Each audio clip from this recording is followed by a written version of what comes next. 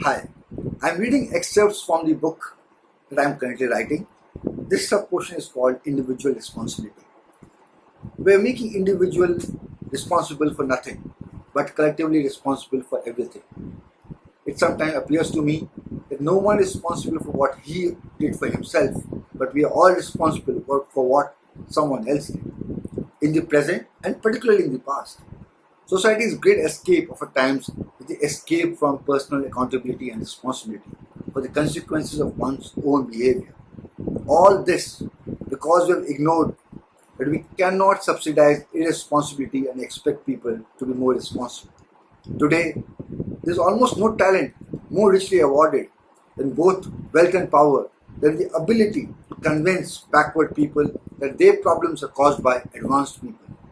People left behind think they have bad luck, when the real problem is that they took bad chances. It's a world in which the success of others is a grievance rather than an example. The intelligentsia have changed the high achievements and rewards of some members of society from an inspiration to others into a source of resentment and grievance for others. They say they want to be as shepherds, but that requires us to be the sheep. Facts become irrelevant for many people who rely on the visions and the rhetoric. Why allow facts to contaminate the beautiful vision of all equal? As we get older, we learn to tolerate human shortcomings more and attitudes lesser. We realize that arguing on the basis of facts and logic only gets you labeled and as someone who is out of times, if not lacking in compassion. The oldest fraud is the belief that socialists and communists are the party of the poor and the downtrodden. The political left has always known this and has always exploited temporary economic problem to create lasting institutions reflecting that ideology. The political left has never understood that if you give enough power to the government to create social justice, you have to give it enough power to create despotism as well.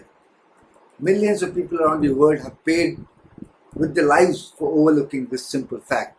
The political left loves to depict the ideas as new, a practice which is itself old as in centuries as the ideas themselves.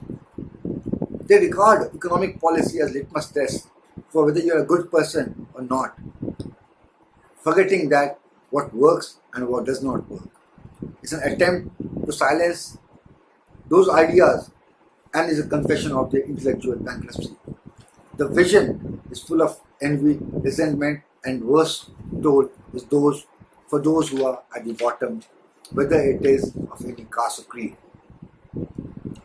There's always been shortage of people eager to work, and there's always never been a shortage of people eager to draw blueprints for other people's lives. There has been a growing number of people who think that the world should adjust to them while they do not have or show any consideration to anyone. History is testimony of the story of how human beings treat other human beings when they have unrestrained power over others. And that story is not even a decent, pretty story. Those who want more power have known for centuries that giving power to somebody means has two keys. Those keys are hate and fear.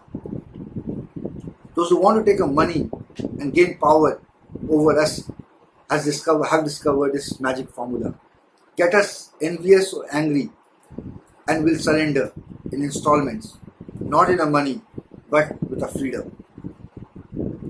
To many scholars, intentions automatically translate to outcomes. The world is full of things that ought to be done but cannot in fact be done.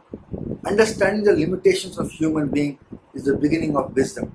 Virtually no idea is too ridiculous to be accepted even by the intelligent and highly educated people if it proves and provides a way to feel special and important. Some confuse that feeling with idealism. Virtually every stupid idea invoked today was thought of by somebody in the past and has led to disaster again and again. That is why it is dangerous to neglect the study of history so that we can keep on learning what is wrong with clever ideas the hard way. What can we be certain of from history? that human beings have been wrong innumerable times by vast amounts and with catastrophic results. Yet, today there are still people who think that anyone who disagrees with them must either be bad or not know what he or she is talking about. Think of it. Reliance or any other company has done more for people than 10 liberals, at least 9 of whom you almost guarantee to hate Reliance.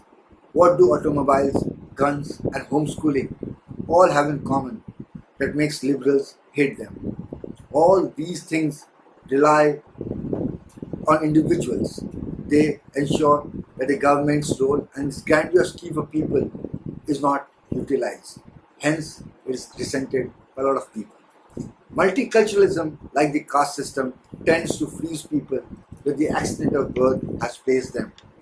Those who say that all cultures are equal can never explain the outcomes and the results, that how cultures, some are much more richer and some are much more poor. Think of it. Subtlety counts. If Mona Lisa had a big toothy grin, she would have been forgotten years ago. We pay our public officials way too much for what they do and too little for what they can do. Today, good colleges are producing smug people with smug assumptions which are too often treated as substitutes for evidence or logic. The idea seems to be that if a bright fellow is saying, it must be true. This was the excerpt of what I understood by individual responsibility. It's kind of a draft stage. If you liked it, let me know. I'll talk about facts matter in the next video.